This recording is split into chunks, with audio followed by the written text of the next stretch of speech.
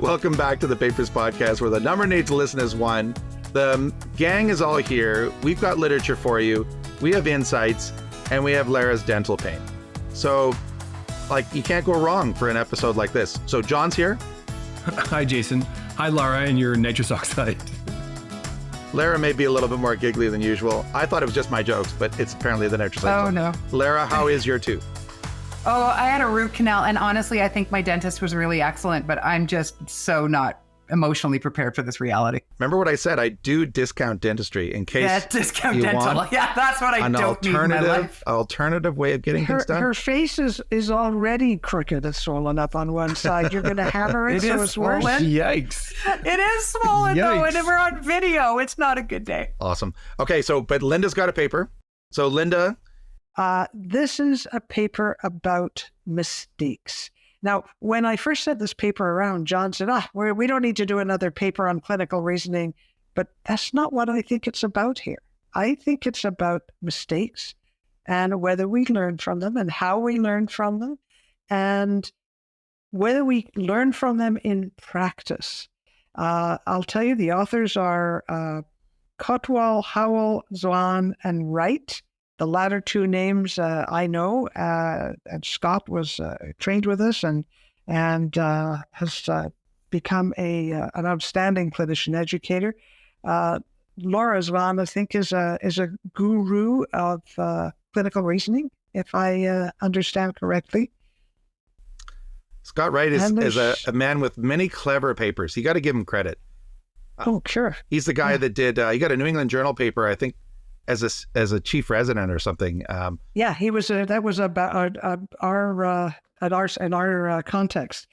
So the idea here is that we talk about mistakes and how we learn from them. So I'm going to ask you all in a minute to describe for me or reflect on a mistake that you might have made clinically, preferably or otherwise, and a success that you've had. And what was the takeaway from it?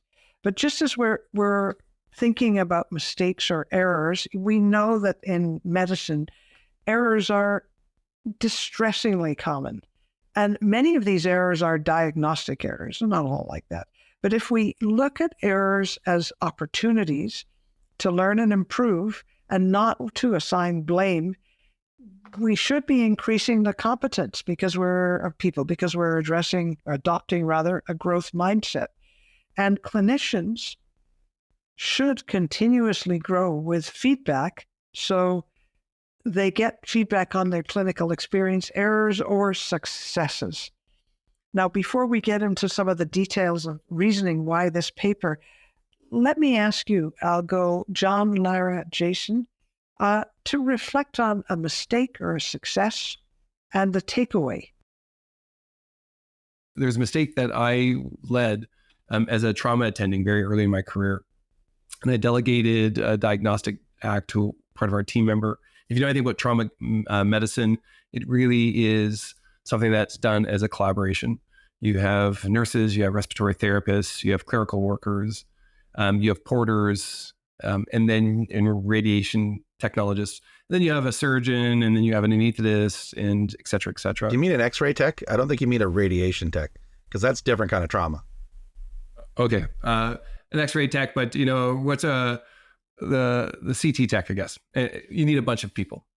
And I delegated an act, and that person worked within their bounds and made the mistake, and I never had a system that checked it. And ultimately, a young person died. And I didn't sleep for weeks. And what I learned from that is how people can come around and support you. And I certainly have a slightly different trauma practice. But man, I'd love to not have made that mistake. I'm pretty sure I could learn that lesson a lot easier. And there's nothing victorious in my answer, except to say medicine's really, really, really hard. And if you go through your entire practice imagining you're not going to make a mistake, you just haven't paid attention enough. There's a bunch trailing behind you. The mistakes that I've made over the course of my career, I've talked about publicly many times. So instead of talking about that, what I'd like to do though is because I'm a professor, I don't have a clinical practice. I'm not a clinician. So professionally, often the mistakes that I make are just different in scope and scale. But what I would want to point out is that the extent of my errors or failures is long and illustrious.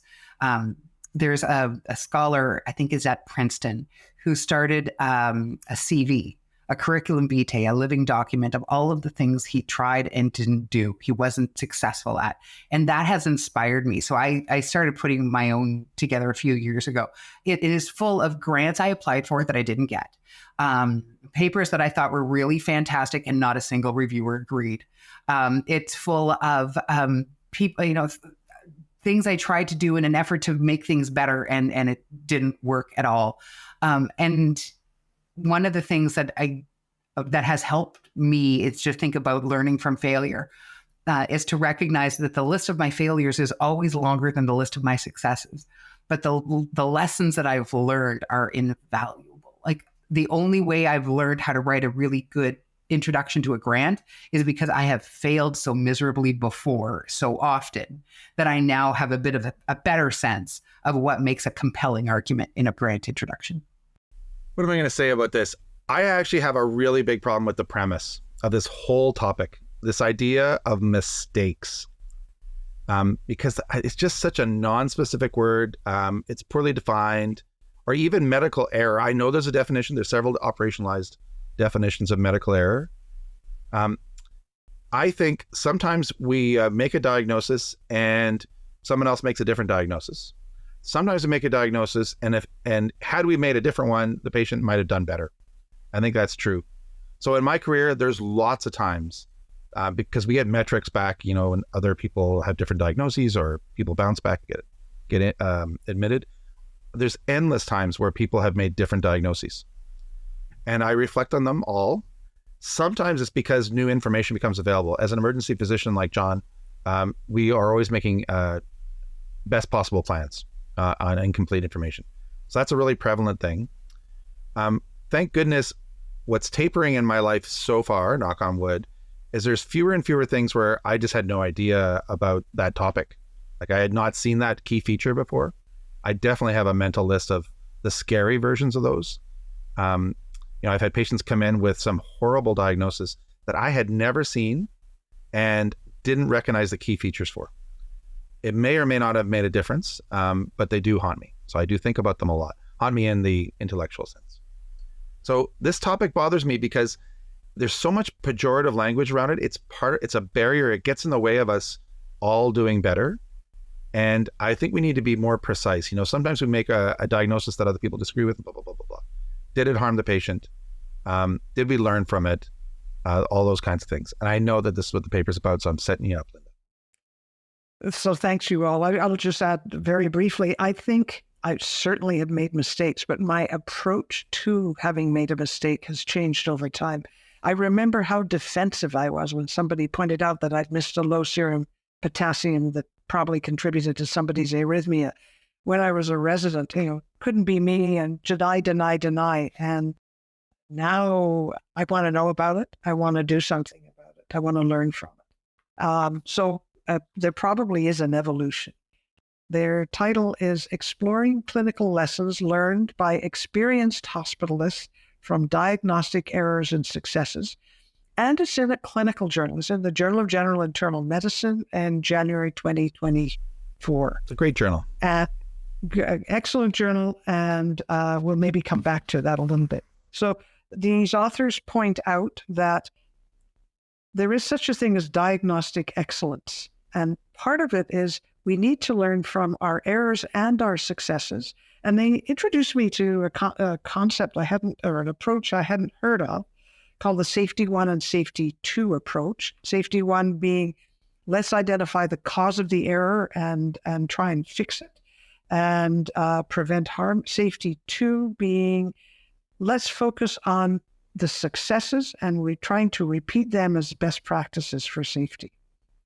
The other point to make here is that in the U.S., many hospitalized patients are cared for by hospitalists who play a key role in not only the care, but in the diagnosis of patient safety. And hospitalists often are busy promoting patient safety as well.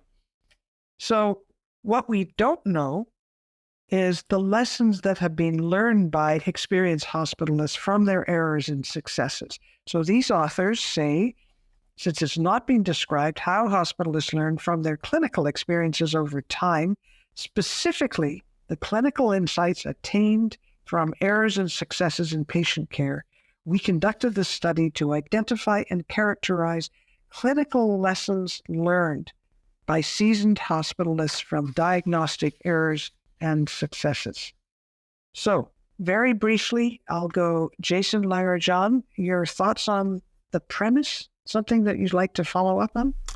So I'm going to be grouchy on this one. So I'm going to reiterate, I have trouble with the language used. It's pejorative. I'm not sure of the logic of what they're saying is they're going to research mistakes. It's in the title. And they talk about diagnostic error, and they're asking people how they learn from it. But we're going to get into some of their findings, and I'm not sure that people are answering that question. So I'm worried about whether I'm going to be grouchy through this whole episode. I like the premise. I like the idea of helping us all get smarter and talking about the lived experience for this topic, but I would prefer some more precise language. So from my perspective, I'm fascinated by the literature that addresses mistakes, failures. I often frame them as surprises, things I hadn't anticipated would happen. In fact, we had short tangent, had a great opportunity to do a lovely collaboration with Perspective Medical Education once, co-edited with Elisa Nagler. And we wanted to call it Learning from Mistakes, and then cross out the word mistakes and write the word surprises. And we wanted to leave the word failure crossed out. Can I just tell you how many hours of emails I spent with the publisher saying, no, don't delete the word that's been crossed out, leave it crossed out. But anyway, I'm really interested in the topic. I really am. And so I'm looking forward to this conversation. In terms of the premise, there was nothing in there that gave me cause for pause. There wasn't anything that I was worried about. They make a bit of a comment about there is no other research on this topic, and I never think that's a good justification for a study. But this topic is important to me, so I'm in. So you all know that I do have a whole program of research around clinical reasoning and diagnostic error. I hate, just like Lara, anyone that's justification of we are the first ever, and then they choose niche, condition.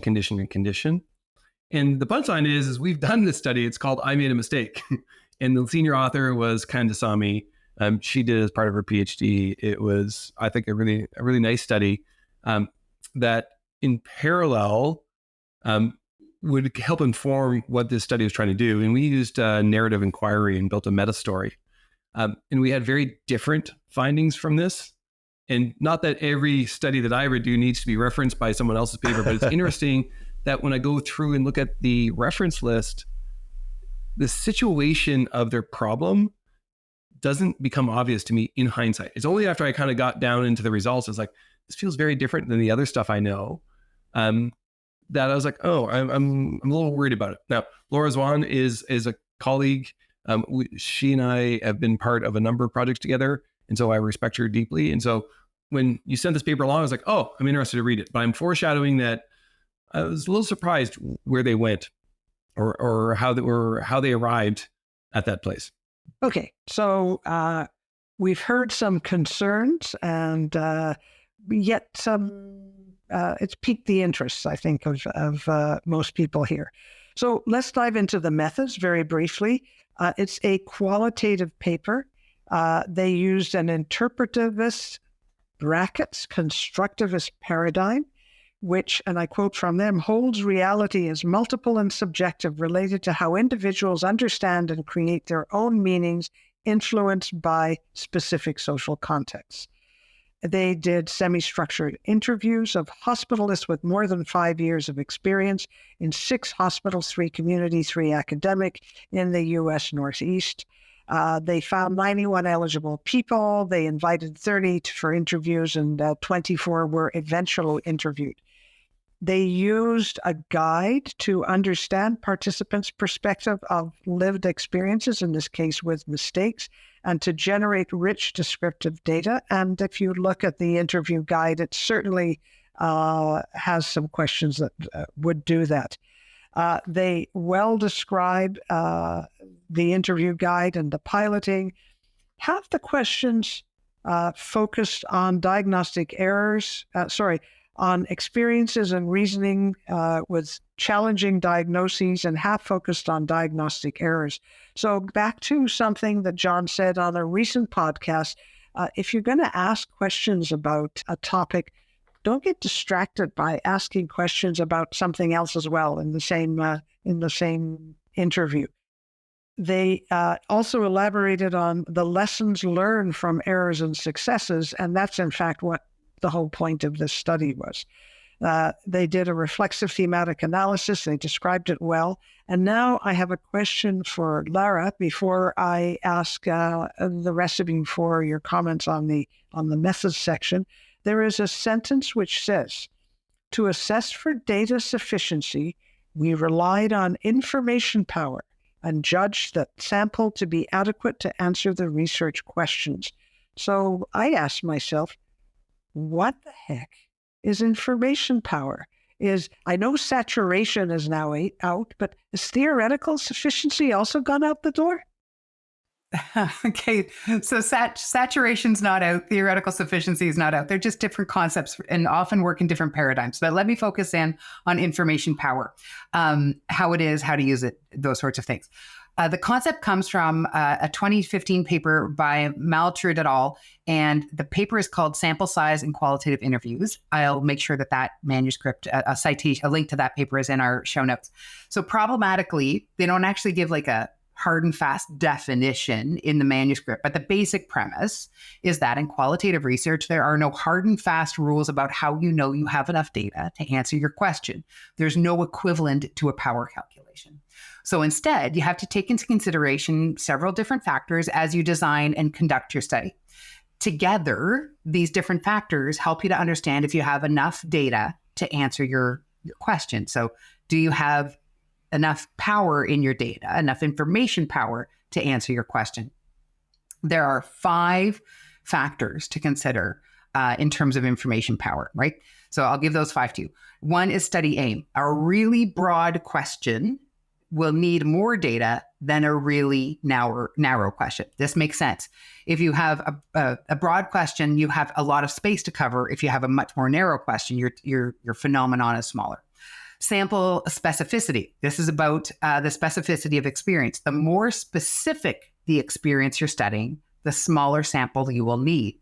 If you're using established theory, that's number 3. If you have a theory you're using to shape your study and your analysis, you will need less data than if there's no theory guiding your work. 4 is quality of dialogue. If you've done interviews, you know this to be true. Some participants are really good at talking. They're really eloquent. And if you have really eloquent participants who are able to describe and articulate their thoughts well, you'll just need fewer participants. Finally is the analysis strategy. If you're trying to explore a phenomenon across multiple cases, you need more participants than if you're doing in-depth narrative analysis. So there's a little picture actually in that paper that we've recreated and that I'll make sure is in the show notes. It's totally worth a look. It is those 5 elements and it shows you the arrows and information back. It's really good.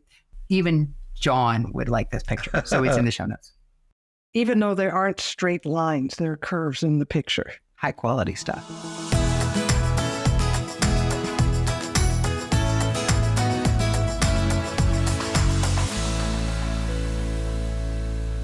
So, John, Jason, thoughts on methods? I think overall, I understand how they got there and I understand what they did. I appreciated Lava's explanation for information power, and I actually did a bit of reading around it. And I would say, I'm not sure if they had strong information power. They didn't have a theory to inform it. And then the quality of the dialogue, I wonder about that. If you look at their interview guide, this is my new thing. I seem to be going to the supplementary material every time. 1/3 of their questions are about their opinion, not their experience. So if you're going to tell me a story about when you made a mistake and what you learned from it, that's valuable. Yeah. But if you say, what should everybody know? What should we do different in the system? How should we fix all this? That's not your experience. That's just pontification not informed by your actual experience. And that kind of data, I don't think adds to information power. You might have lots of words, but I'm not sure it's grounded in something that's lived or experienced. And so I just want to be cautious about that. There's a couple things I thought were interesting. I've never seen this. They pilot tested their interview guide. What the heck is that? I was going to have the same point. Things that make you go, huh? I mean, there's no right answer with you don't want standardization with your interview. You want to make sure the words make sense. Yeah. You want to run them by some people, but you don't want to say, hey, let's go get some data and make sure that data. We have. But they talked about ambiguities and so on. I thought that was okay. It is funny. That's fine. Oh, no, that's not the part that made me go, huh? Hold on. Maybe you'll get there. I'll leave it for you. This is the last part I wanted to say. Okay. The reflexivity statement is a non sequitur. I rarely talk about reflexivity stuff because I think people are getting it, but this is really a non sequitur. I don't think they understood what they needed to say there. And I'm prepared to say it's because of the journal. When we get to the limitations section, they're going to do some other things with their non sequiturs. And I wonder if the journal said, hey, we're not comfortable with this methodological stance. And so just so it's all holds together and wow, this might be weird. Maybe the journal made them phrase it this way. They said stuff like, we didn't do a sample size because we're doing qualitative methodology, which is like okay. And we didn't test any hypotheses. I was like, yeah, we got that. You're doing qualitative methodology. Yeah. On the whole, their methodology made sense. Lara, did you want to just go back and say where you were going, before Jason? Yeah, just one point. There's one point in the manuscript. There are several points in the manuscript that made me go, And I agree with you completely, John. I think it's a factor of where they published and different expectations. Place where I went, was the line that read, so they're talking about their interview guide and how they created it using literature, great, and expert input from co-authors, great. But then here's where I went, Quote, we presented preliminary versions of the guide at multiple division meetings in general internal medicine, hospital medicine at our institute, and made changes per the feedback we received. End of quote. I have never done that. Now, it never occurred to me to do that. And then I thought, well, that's a good idea. But then I'm just not sure how I think about it. Yeah. And so it made me go, and I wanted to ask you guys because I'm not sure. I head scratched on that one too. I thought it's kind of like, in a month, I'm going to invite you to the interview, and here's all the 10 questions I'm going to ask you. So you might want to think about some answers. Oh, no, we want to change that question. That's kind of a weird dialogue. It's funny. I viewed it as they were presenting it to people who were going to be part of their cohort of people interviewed, because you want to make sure that it's understandable and not ambiguous and all of that. Yeah. Anyway. The questions are not ambiguous. If you go to the actual questions, are describe an important lesson you learned from an episode of diagnostic reasoning. Yeah. How do you try to improve your diagnostic? How much pilot but they testing took it to a meeting. I think that's kind of cool. And at the same point, I'm also like, I'm in that meeting. I'm the person going, I got other things to do. But good on them for a culture where you can discuss research design and integrate it into all the other things. So let's not beat up on them from that. It's just a kind of a head scratcher. Yeah. But if you can integrate your scholarship into the administration and the finances and all that other things of everything you do, you might have a really good culture. Is one of them the division head? Just checking, just asking. Yeah. And now I'd like to tell you all about my research. No, in fairness, okay, not all meetings are, a meeting could be anything. They could have had the opportunity, like many people, to present their research in progress. It could be that kind of a meeting. Doesn't have to be a finance meeting. It could be Diagnostic Errors Anonymous. Who knows? Jason, why don't you go ahead with some brief comments about the methods? There are lots of funnies in this. And I, like John, there's all these funny lines that we could pull out. Funny in the sense of they're kind of like, don't quite match like the stance. We should coin a new term, like they're qual apologies or something like that. Like little things that say, we didn't have a hypothesis. I noticed all those too. My challenge with this paper is it just seems like it's wrongly packaged, not poorly, wrongly. I thought the intro was all about mistakes and how we can all get better. But really what they're asking is, what have you learned in your practice to be a better doctor? And like John, I was really struck by most of the anecdotes that they printed are not about their personal experiences, like their personal choices as a clinician. They're about team and system things and other teams things with a patient that they related to. Like, hey, I had a patient, they got admitted to ICU and they changed a med, and then they came back to me and they weren't doing so well. And that made me think, right? There's one of them though. One of them was one of the quotes was, "We missed CNS lymphoma," or something like that. And that one was closer to what I thought the whole paper was going to be about. Here's my experience. Here's what I learned from that. Because that has, all of those lived experiences have value. I could bring that to senior residents and say, hey, save yourself 20 years of practice. All of these people were in a study and here's their pearls. But instead, I didn't take that away from these results or these methods. I thought these methods started one place and then started asking questions about another thing and then analyzed another way. They lost me in the logic. And I really wanted what they proposed. And that's too bad. All right. So let's hear what they actually found. First thing I'll say is they actually had a very broad range of demographics for the people they interviewed in terms of age, experience, race, practice, academic rank, you name it.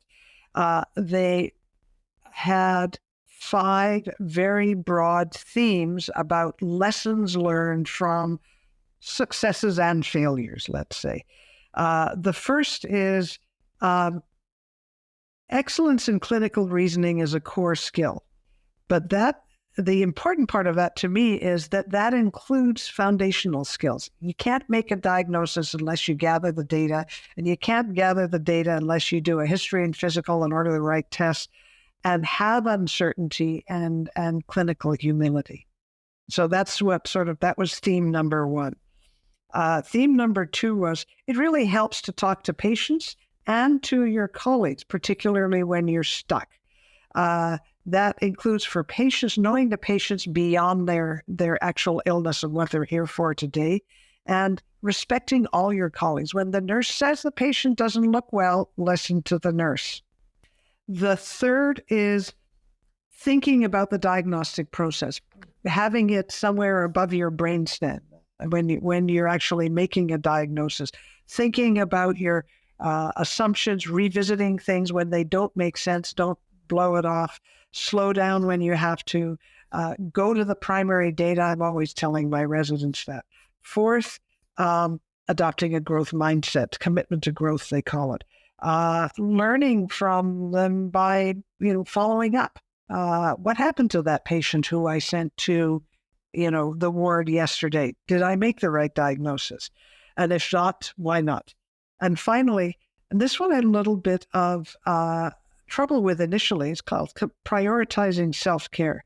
Wellness and activities outside of medicine are important. And then I realized what they really wanted was, if you're well in yourself, you're much more likely to have improved performance. So they then talk a little bit about, how does this compare to what is actually known?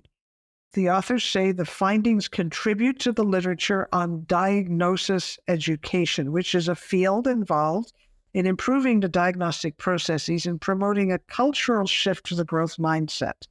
That sounds reasonable. Didn't know there was a specific field of that. And then they say 2 things that confuse me.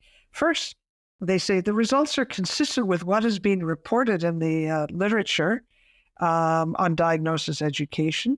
And the second, this adds credibility and specificity to the dimensions of quality embraced by diagnostic excellence. So kind of what I viewed is they're saying, this is consistent with what we know. And then they say, well, actually, no, it adds a bit of credibility to it. And I wasn't quite sure what to make of that. They do conclude, key lessons were learned when dealing with errors and successes in patient care by clinically experienced hospitalists. And they suggest that the findings could serve as a guide to developing priorities for helping clinicians continue to learn. So thoughts on the results sections?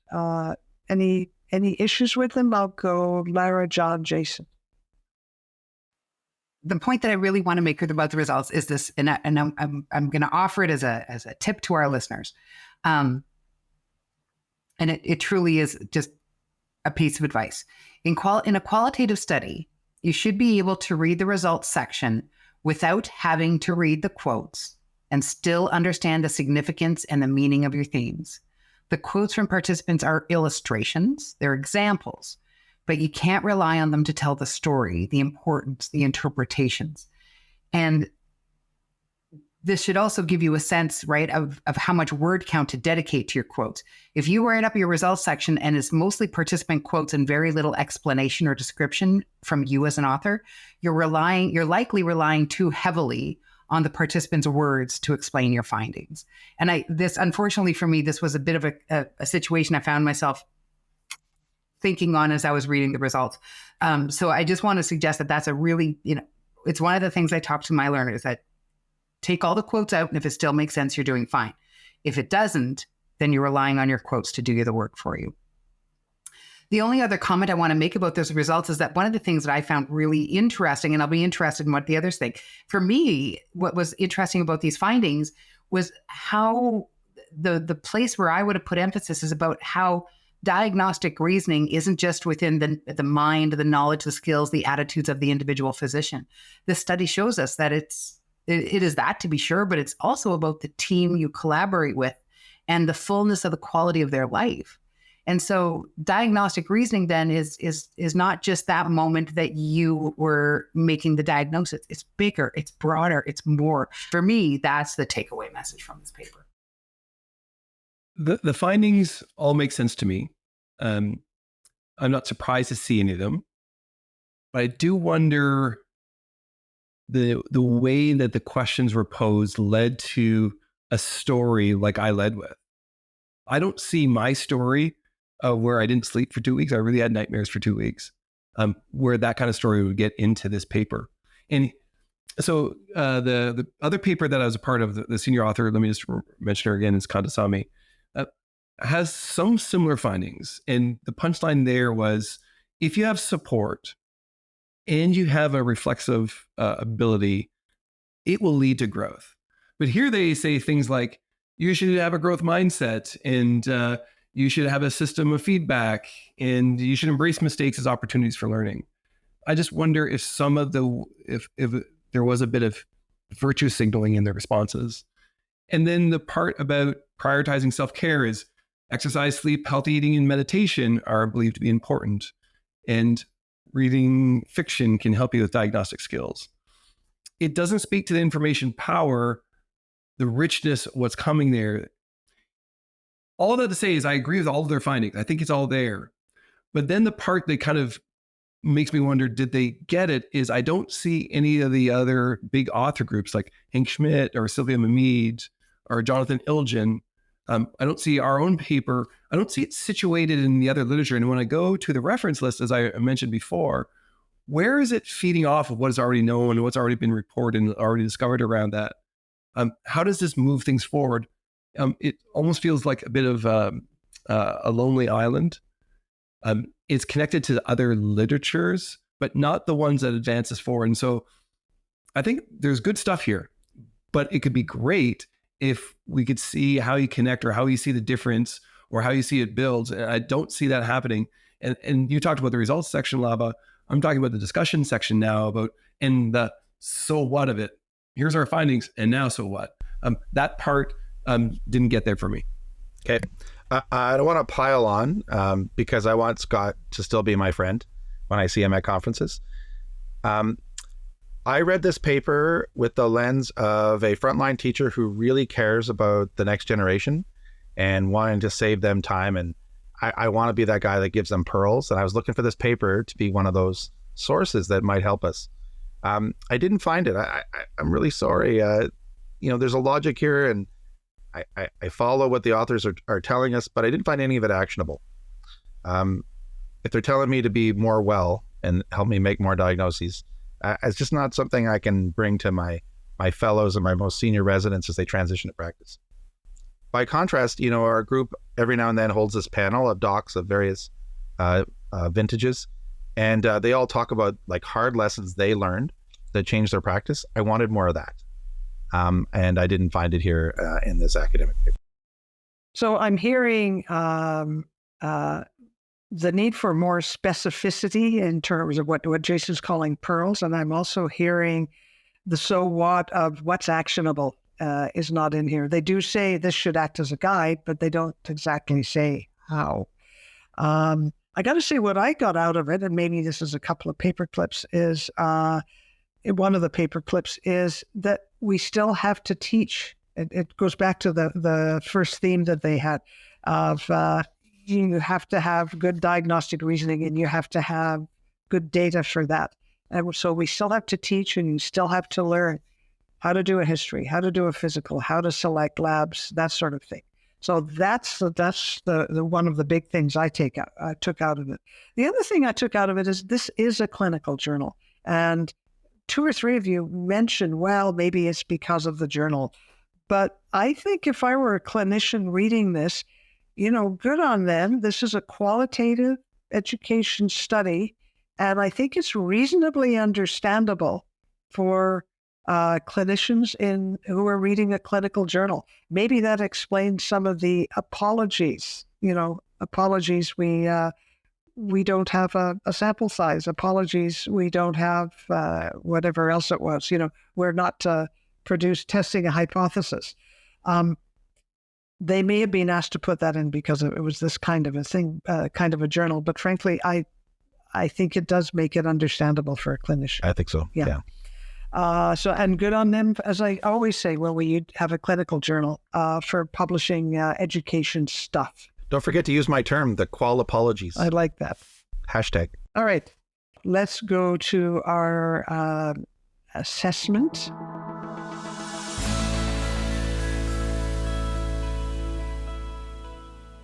In terms of the methods, I'll go Jason, John, Lara.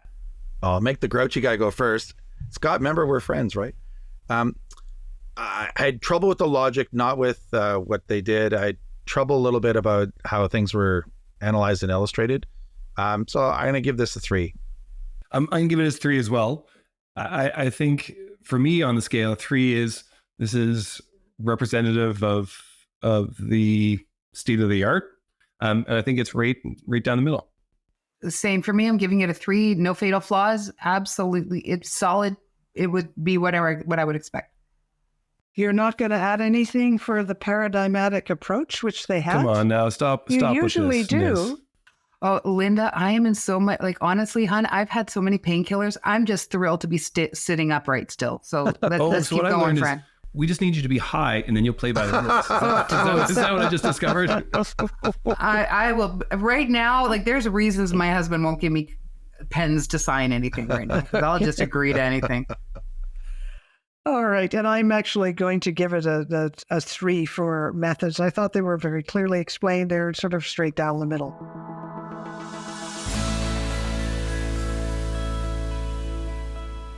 How about the usefulness, the education impact of this? We will reverse it so Lara can go to sleep more quickly. Lara, John, Jason. That's a harder one for me because I'm not sure. I'll give it a 3. This would be among what I would see most of the literature is 3. Same for me. It's a study that brings some of the same themes back into the literature, and so supports in a different context. And so it adds to the transferability of these findings that we're seeing from multiple studies. 2 for me, because I read it looking for those pearls, and there's a few in there. I hope that somebody listening to this study listens to this podcast and says, you know what, I can do it and take care of all these flaws or concerns that these hosts had. I think another study should be coming that would build off this conversation. So it gets a 2 for me. So I gave this one a 4. So I guess we all even out at 3. I thought there were some useful concepts in here, maybe because I'm an internist and I can sort of see where they're going with some of this. I thought it was, it made me think, and it confirmed to me some of the things that we have to do in terms of teaching and learning the basic data gathering. So I think we've got an almost down the middle 3 for methods. And if you take an average, it's 3 for impact. So we'll call it a down the middle solid paper here. All right. And that's it for the Papers podcast for this week. I would like to remind you that we're always interested in what you have to say. You can write to us at thepaperspodcast@gmail.com, or you can check out our website at paperspodcast.com. And I got those right. Well done. Yay. Yep, 3 in a row. Yeah. So it took us 2 years. Just saying. 15 years.